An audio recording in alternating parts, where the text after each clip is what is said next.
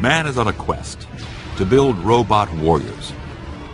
Real Terminators that are stronger than people, faster, able to make their own decisions. Your military has already tested prototypes. But how do we get from this to this? The future of robots in my mind is to completely revamp the way we think about battle. They should be able to pick up 200-pound weights hundreds of times and not even be able to notice it. This series investigates how the impossible is becoming possible and what it might mean in the future. At what point do we give the ability to make a kill decision to a machine? Self-replicating robots could lead to the end of the human race. Are you happy with this?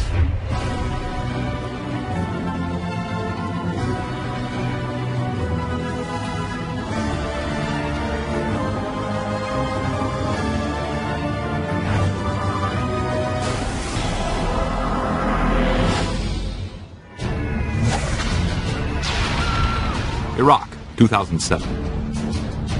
With an unrelenting campaign of bombings and hit-and-run attacks, insurgents have plunged the country into chaos and foiled the world's most powerful military. At this dark hour in the war, the U.S. Army launches a top-secret mission to deploy a new type of soldier never before seen in battle. Killer droids, known as Swords Robots. When Swords was deployed in 2007, it was a revolutionary attempt to use unmanned ground systems with lethal force.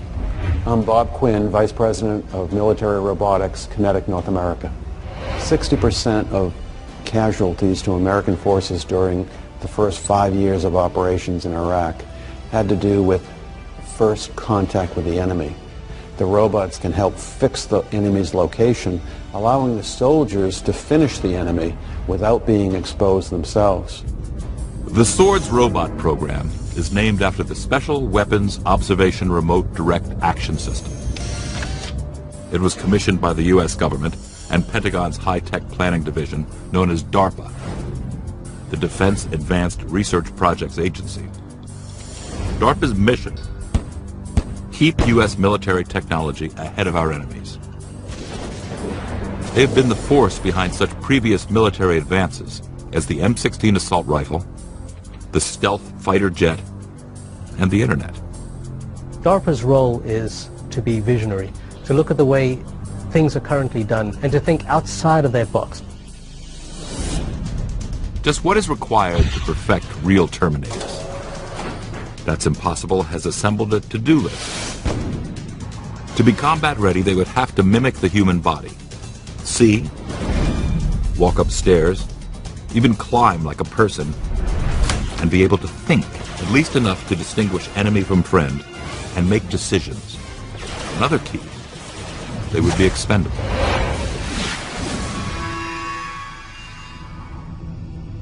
Swords is DARPA's first step in that bold, somewhat frightening future.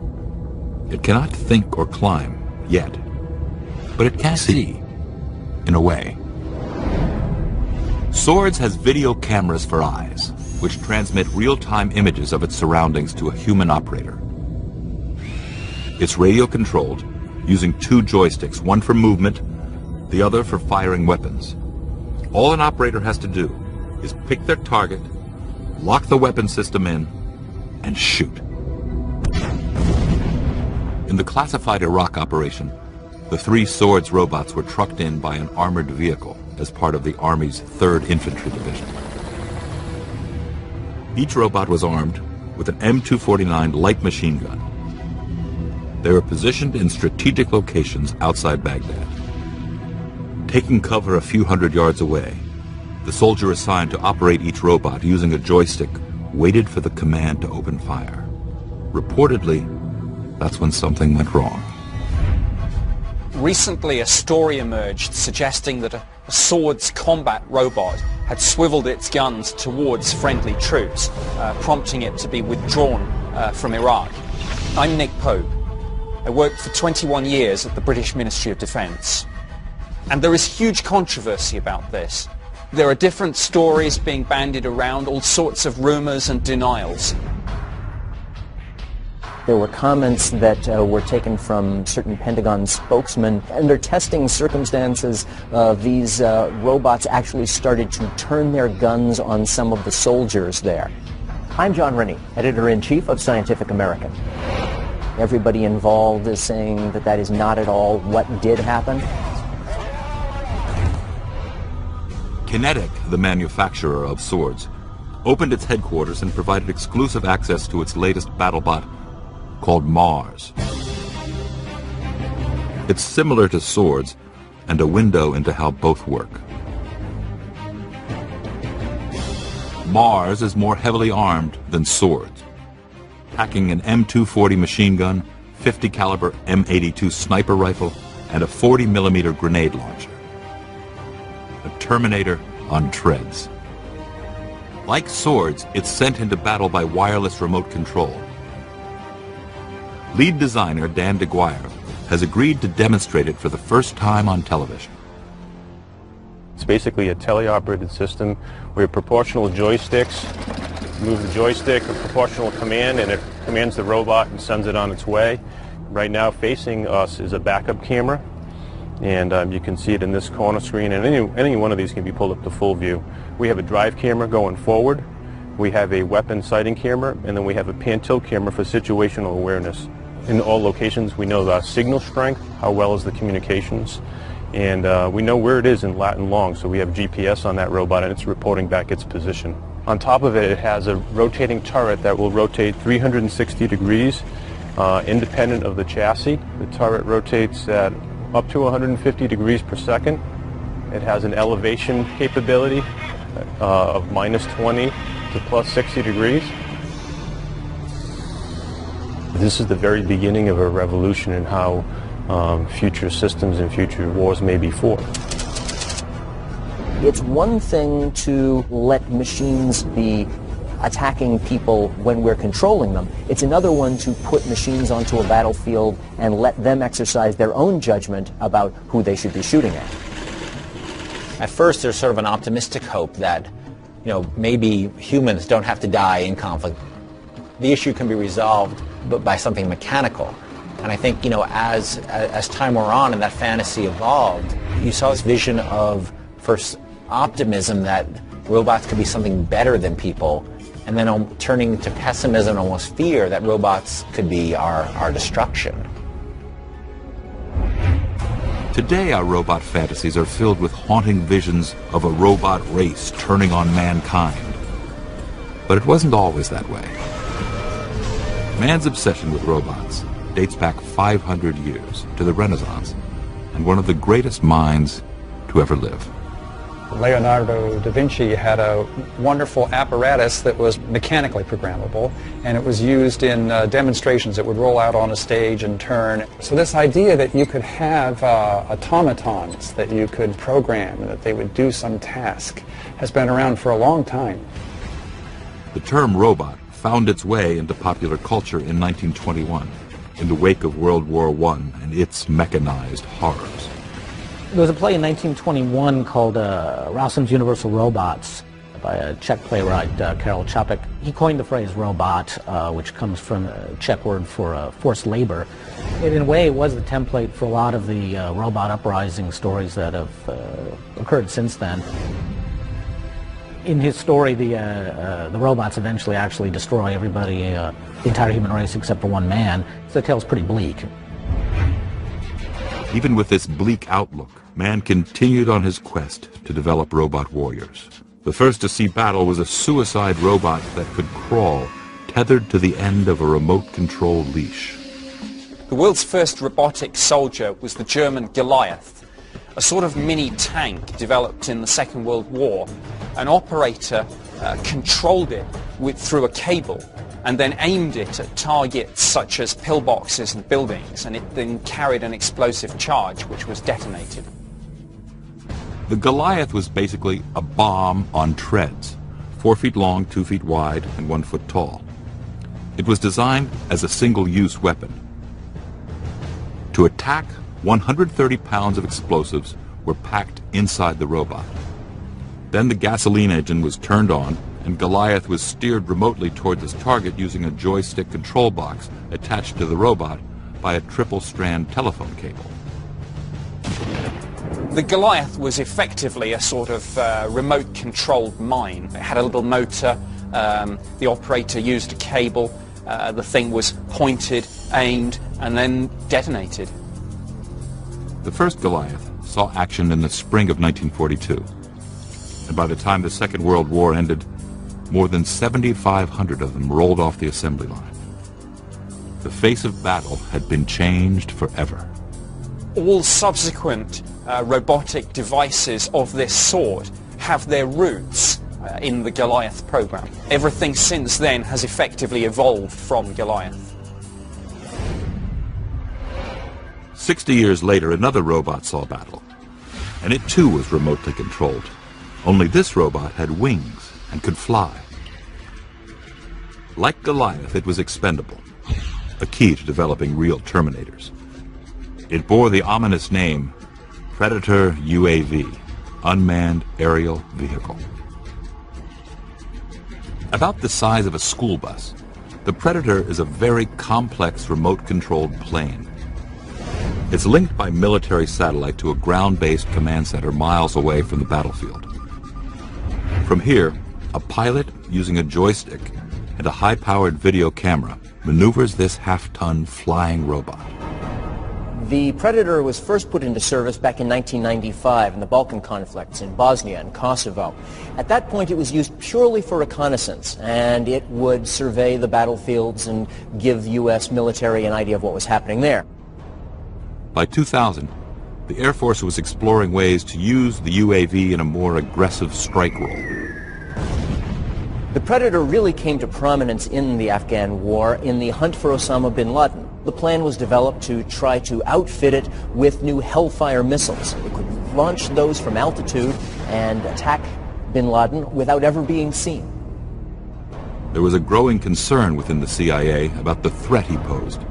Dubbed Afghan Eyes, the goal of this secret mission was to use a UAV to find bin Laden and take him out. Dr. Bruce Borup is a retired U.S. Army Airborne Ranger and former battalion air operations officer. He is also one of DARPA's leading developers of robot warriors. In September 2000, the CIA conducted a number of tests with the Predator, using it as a reconnaissance vehicle to try and locate Osama bin Laden. In fact, the first two videos did take pictures of a tall man in white robes surrounded by a guard detail, which analysts later described as probably bin Laden. In October 2000, the test Predator crashes. The program will stay grounded for a year. If circumstances were slightly different, the world's most wanted criminal might have been killed by a robot warrior. There were delays in arming the Predator. There's a lot of issues involved. Who controls the Predator as a weapons platform? What are the rules of engagement? There were also some issues about whether or not host countries would allow the Predator to fly with missiles. The Predator would not fly again until after 9/11. But when it finally returned to the air, the UAV was armed with Hellfire missiles. A first look at robotic warfare of the future. The Predator flying at 10,000 feet is very silent. The Hellfire is supersonic. You combine those two and there's almost no warning of an attack. This video shows the deadly accuracy of one of these flying robots taking out a battle tank. In a typical attack, a Predator soaring at an altitude of 5,000 feet, firing at an enemy target 1 mile away, would annihilate its target in 4 seconds. This would prove decisive in Iraq, in the troubled enclave of Sadr City in 2008. Sadr City had become a safe haven for Muqtada al-Sadr's militia. It was using this location to rain rocket attacks down on the Green Zone, where the U.S. Embassy and the fledgling Iraqi government were located. The military called in the Predator and another UAV, the Shadow. The Shadow helped get reconnaissance and identify the locations where some of the militia members were located. That information was then fed to the predator, which then used that to target where it should send its missiles. Death in the blink of an eye, and the predator is not yet a thinking Terminator. It doesn't make its own decisions. But that is coming as the impossible becomes possible in our time.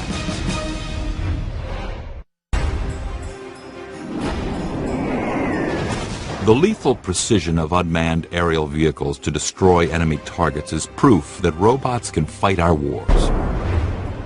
But military leaders agree that to be victorious, it will take a boots-on-the-ground combat droid that can see, think, and even react like a human.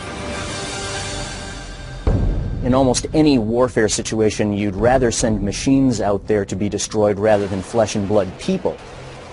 One of the real frontiers for robot development these days is in trying to create humanoid robots, ones that have a shape that is a lot more like the human body. If you're sending a robot soldier into some sort of city, it needs to be able to walk through doorways. It needs to be able to climb stairs. It basically needs to have all the kinds of agility that you would associate with a human soldier, but of course, none of the actual flesh and blood vulnerabilities. It's one of the visions being pursued by the Pentagon's Dream Department, DARPA. And many of DARPA's dreams are coming true.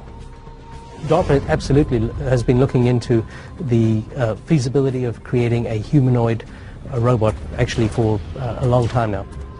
One of the big challenges DARPA's scientists face is how to get the first generation of battle droids out of the air and onto the ground, walking on legs. DARPA enlisted the help of a company called Boston Dynamics in building a robot called Big Dog. The motivation behind Big Dog is to get some of the mobility and agility that we see in animals. I'm Mark Raybert, head of the Big Dog project. Animals with legs can go almost anywhere on Earth, but wheeled vehicles and tracked vehicles are pretty limited. Even newborn mountain goats and newborn almost any kind of quadruped can walk immediately, can climb, can follow their parents as they go up and down very steep inclines on rough terrain. Okay, following in 3, 2, go. The stable and sure-footed anatomy of four-legged creatures has inspired the amazing design of Big Dog. Big Dog's traveled on a 35-degree slope. It's traveled up a muddy hill and through the mud. It's traveled in snow, both up and down. We've had it carrying over 300 pounds.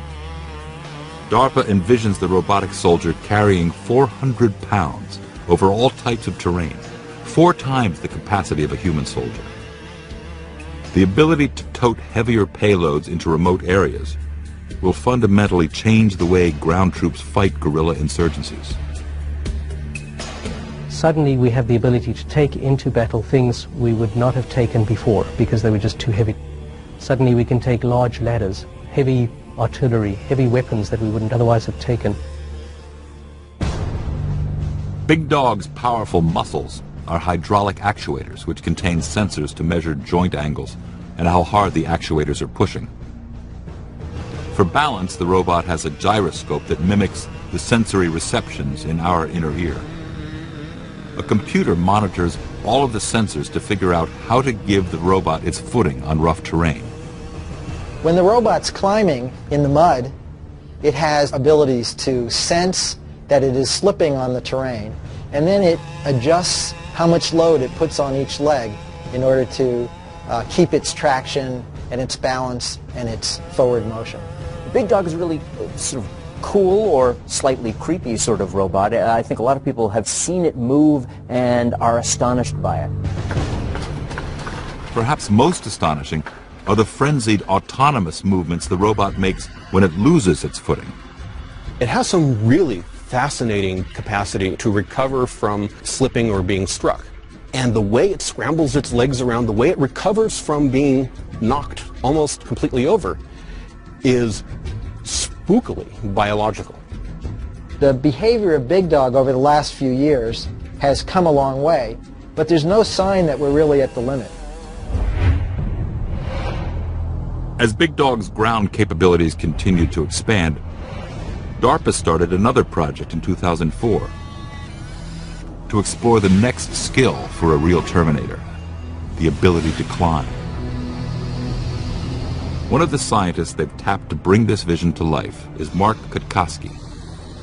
DARPA has a program to try to develop climbing robots for various applications, surveillance, inspection, and so on.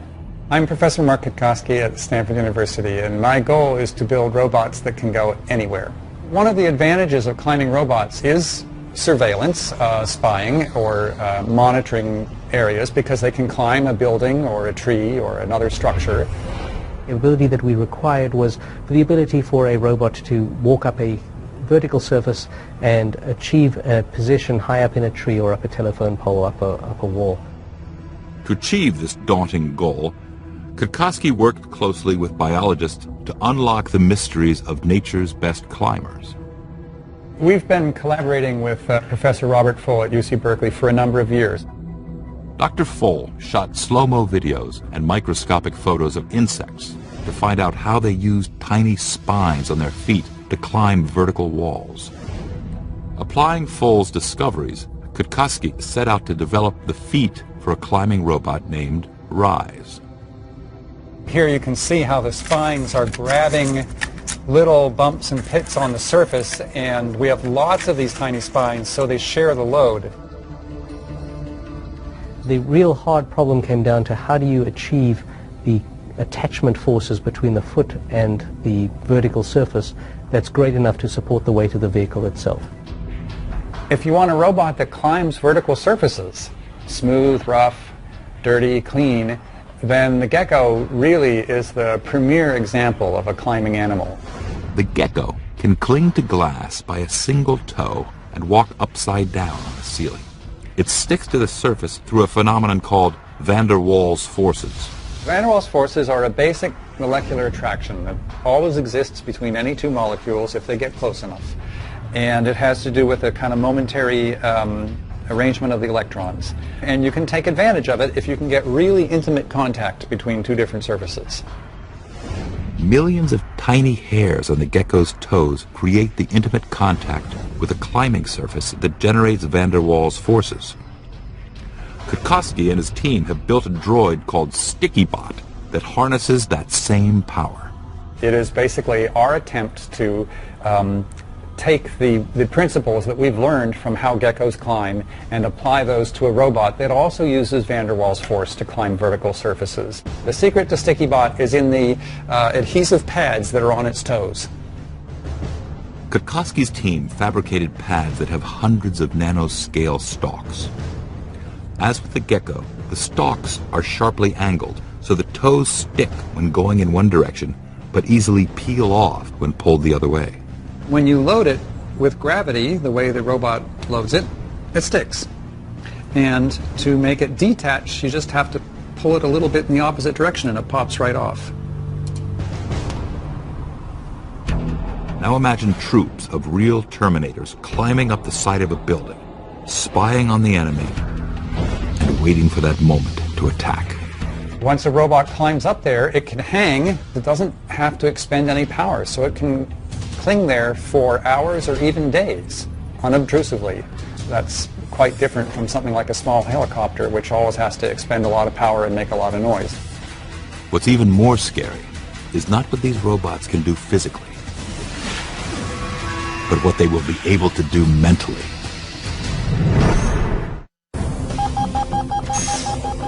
Trusting robots with lethal decision-making will require a leap in technology. For now, the military is focused on making human soldiers stronger, like a kind of cyborg. They would be deadly, but unlike Terminators in the iconic films, wouldn't decide mankind's fate in a nanosecond. When I first saw the original Terminator movie back in 1984, I was completely taken with it, as I think most people were. I'm Michael Ferris, a screenwriter on Terminator 3 and 4. Just the whole idea of a unstoppable killing machine was so riveting. I think the Terminator movies have really spoken to an innate fear that we have of technology run amok in general. DARPA has recruited scientists at the robotics firm Berkeley Bionics to re-engineer the foot soldier and give it superhuman strength.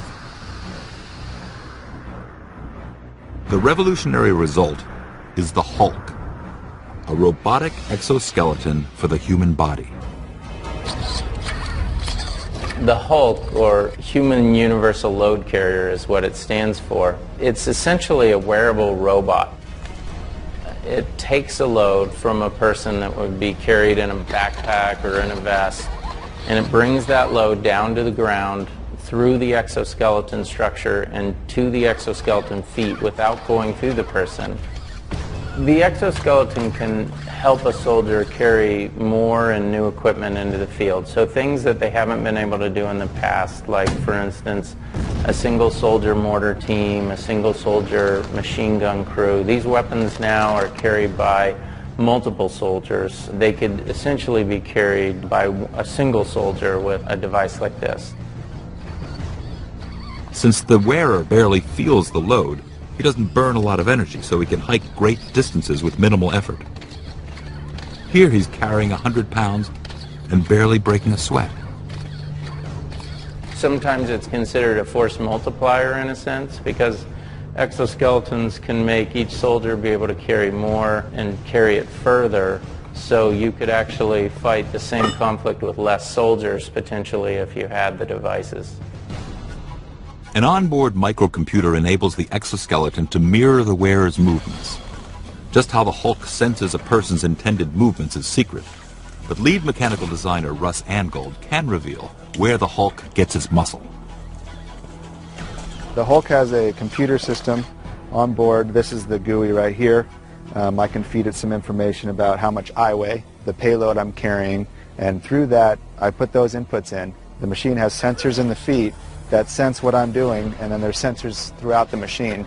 So when I do moves, it reacts to those moves. So I don't have to do any other inputs once I've put in those initial settings. It's a totally reactive control scheme. So whatever I do, it reacts instantly to that move. I just do what I want to do and the exo reacts. Preliminary tests show we can reduce oxygen consumption up to 15%. The more we can reduce oxygen consumption while wearing the device, the less tired the user's going to get, the farther they'll be able to go, and the fresher they'll be when they get to where they're going. The plan is that they should be able to, for example, pick up 200-pound weights hundreds of times and not even be able to notice it. They would be able to march all day and yet exercise very little of their own muscle power to do it. Another project funded by DARPA builds on that technology and takes it to the next level. A robot with a skeletal structure of a human, only with bones made of titanium and steel. This robotic exoskeleton works by monitoring the movements of the person who's wearing it. Force sensors read the onset of movement, and these readings are fed into a computer several thousand times a second. Before the pilot exerts any significant force, the computer calculates what each hydraulic muscle needs to do. Then it commands the muscles to mirror the pilot's movements. If I were wearing this, I would only just have to start to move my arm, and it would be interpreting which muscles in its robotic skeleton it should be flexing and how hard it should be flexing them. This is actual footage of the Sarcos exoskeleton in action. The suit will enable a soldier to hike for days without tiring, operate weapons too heavy or powerful for one person, and repeatedly heft staggering amounts of weight while unloading supplies. If you could combine a brain-machine interface with a robotic exoskeleton, you could go some way to creating a super soldier, better than us, stronger, faster, absolutely lethal. When we were researching the scripts for Terminator 3 and the fourth Terminator movie, we spent some time with DARPA researchers, and it was fascinating to find out that no matter how far-fetched the stuff we were thinking about it was in fact something that they were already working on in some capacity or another. I mean, everything from weaponized insects to brain implants that would control military hardware. But the ultimate goal of scientists is full autonomy. Robots that make decisions on their own. and it may not be far off. Consider that manned, heavier-than-air flight was once considered impossible. Then came the Wright brothers. Less than 70 years later, we were on the moon. We call this the Alpha Barrier, that moment when one innovation radically speeds up the tech revolution.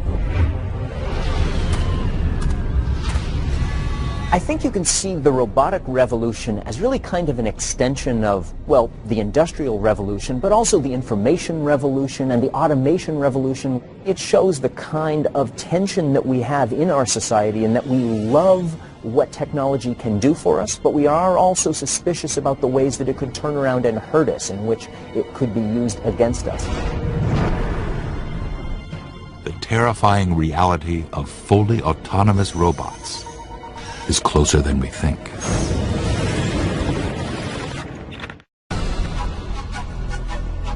Until scientists can create free-thinking robots, robots with brains, these mechanized warriors will remain under our control. But the day of independent killing machines may be approaching.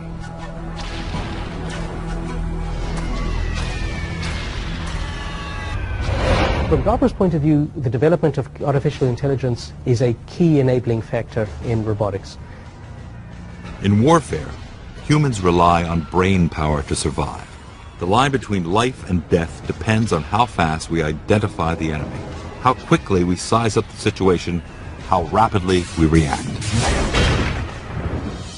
If future wars are to be fought by machines, they too will have to make split-second judgments and lightning-fast decisions, all on their own. It's impractical to have remote-controlled armies. You would be at a disadvantage given the fast-moving pace of battle. In modern combat, the situation changes every second, and an autonomous robot would be able to respond instantly to those changes.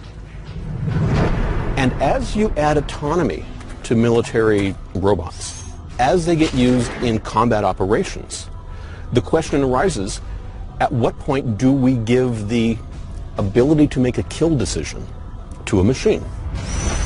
It's a question we may have to answer sooner rather than later. There was a study prepared by the US Joint Forces Command which suggested that as soon as 2025 we might have the technology to build autonomous battlefield robots. The barriers to spawning autonomous terminators are quickly disintegrating. We may not be far off from developing the technology for an autonomous robot deciding whether to kill or not to kill.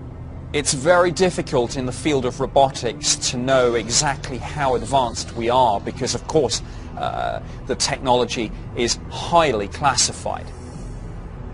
But advances in some Japanese non-military droids give us a glimpse into how robots are quickly acquiring the brain power needed for autonomous combat.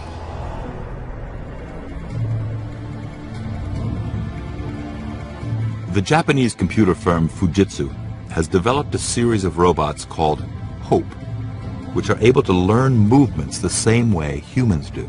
Hope is a tool for assisting researchers in studying artificial intelligence and software for future robots. Hope's control system is run by a neural network. Fujitsu's Hope robot is one that is controlled by what's called a dynamically reconfigurable neural network. Basically what this means is that they're using computers to simulate the kinds of activity that go on inside our brain. When humans learn, their brain cells make connections, organizing themselves into neural networks, which are like circuit boards. Each neural network performs a specific function or holds a specific memory. In a similar way, the Hope robot's computer has artificial neurons, which self-organize into neural networks. This ability allows the robot to learn as a human baby would. Human babies take years, many, many years, to learn how to use their legs, how to use their hands, how to interact with other humans. It's all based on learning. So a huge section of artificial intelligence is the field of learning. In experiments conducted by Swiss scientist Sylvain Callineau, a Hope robot is seen learning a variety of physical activities from human teachers. I can learn to do a lot of things. It watches how, for example, researchers will execute certain kinds of jobs, how they will pick things up, how they will open a door, how they may be stirring a spoon inside a bowl. And then the robot starts to mimic those kinds of activities. The scientists can then make small adjustments to the robot's limbs to try to fine-tune those movements, and through repetition, the robot gradually learns how to do certain kinds of activities much the same way people would. Are you happy with this? Oh, yes. As artificial neural networks become more sophisticated, they will empower robots to do more and more things on their own. The human will no longer have to tell the robot very explicitly, in very, very small baby steps, how to perform a task. We would only teach or educate the robot. Humans won't need to program it anymore. But in war, it's not just what you have learned, but your intuition. If, for example, the robot is in a situation where the tension is escalating, would it be able to pick up on the subtle clues like a human soldier would?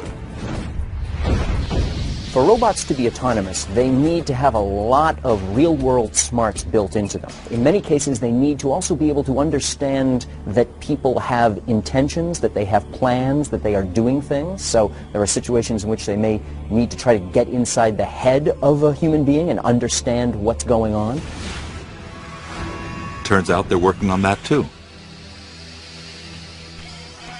What's really amazing is that these days you now actually have robots that are starting to be programmed to understand that what people want may not really be always what they're expressing. That in fact people may be thinking one thing and actually acting another way.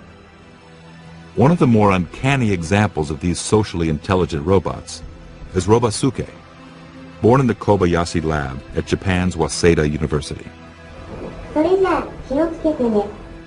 Robasuke converses naturally with humans using both verbal and non-verbal communication.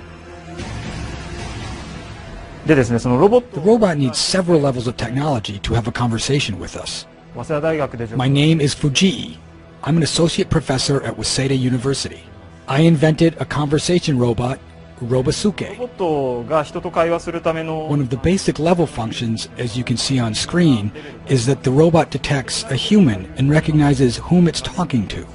We call the function personal recognition.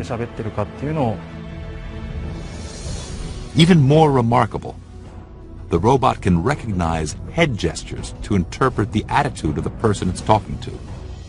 Whenever human beings are communicating, no matter what they're saying, there's also an undercurrent of emotion, and it's also being expressed, whether we realize it or not. Robasuke interprets a nod as a positive attitude, and a tilt or shake of the head as negative attitude. More amazing still, the robot can also read a person's state of mind by their tone of voice. The Robasuke robot is programmed to be able to listen to tones of voice that people are using and to be able to interpret those in such a way to know whether or not there's some kind of deception of whether or not they are saying one thing but really want something else. Bye-bye. Bye-bye. Robasuke is a tool for non-military research, but such human-like powers of perception would be useful in military robots.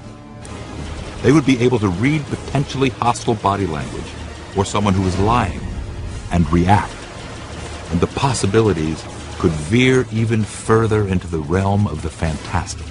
What we won't know is the extent to which a robot, when it becomes sufficiently sophisticated and autonomous, actually crosses the line and becomes self-aware and alive.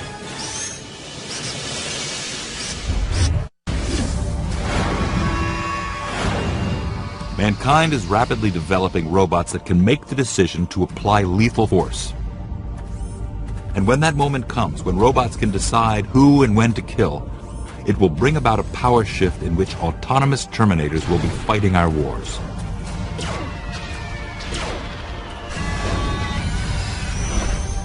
they'll never make ethical decisions. They'll make their share of mistakes, whether based upon faulty data sets or bad programming. And they'll kill by mistake sometimes, or they'll kill the wrong person. And unlike a human being, they'll never regret it. Which raises the question, what happens when robots become smarter than us? If it's true, as some scientists are saying, that they may develop robots as smart as humans by 2040 and even smarter thereafter, it seems almost inevitable that the military is going to want to co-opt them for their own use. That's what the military does. It really is intelligence that enables you to win in a conflict like warfare. The only thing that can defend you from artificial intelligence that has it in for you is to have artificial intelligence that's even smarter, that's on your side. The first organization to use robotic soldiers may well end up being the last. If robots are smarter than us, stronger, quicker, then what if, in that great science fiction nightmare, they really do decide that they deserve to be ruling the world and not us? Autonomous robots rising up is only one fear. Another concern is that these same killer droids will be able to reproduce. As impossible as it seems, it's already happening. At the Fanuc robot factory in Japan, the robots are now actually building other robots. Some people would see that as a kind of scary prospect, but I think the important thing is that these days they're at least still building robots for us and not for themselves. But robot reproduction is moving far beyond the assembly line and into the realm of the incredible. To create self-replicating droids, scientists are investigating the idea of making robots out of thousands of identical nano-scale robots. If you go out, say, 25 years or so, you could have a nanobot, a blood cell size device. It's not biological, but it could actually self-replicate just the way biological systems do, gather materials in the wild and assemble a copy of itself. And that could be very destructive because it could then multiply the same way disease elements do. These micro-machines would be the equivalent of the biomolecules that are building blocks of all living creatures. In the same way that our bodies are made up of different organs that are in turn made up of different cells, and those are made up of smaller subcellular units, there are ideas that maybe we could someday have robots that assemble themselves out of lots of different specialized components. We are very quickly moving into a world where the capacity for sophisticated machines to make duplicates of themselves, that's probably within a generation, and that will more fundamentally reshape society and how we relate to each other than nearly any development in the past century. Being able to regenerate your troops in the midst of battle is obviously an appealing notion, but it also seems like a scenario that has a lot of potential for running amok, a la the Sorcerer's Apprentice. Self-replicating robots, particularly if they're armed, do perhaps represent a threat which ultimately speaking, could lead to the end of the human race. Robots with superhuman strength, speed, intelligence, and the ability to think and kill on their own. Once real Terminators charge onto the battlefield, the consequences of that revolution are impossible to predict. The gradual encroachment, high-tech weaponry that distances us from the realities of warfare could theoretically eventually take the planet to a scenario that's not unlike that in the Terminator films.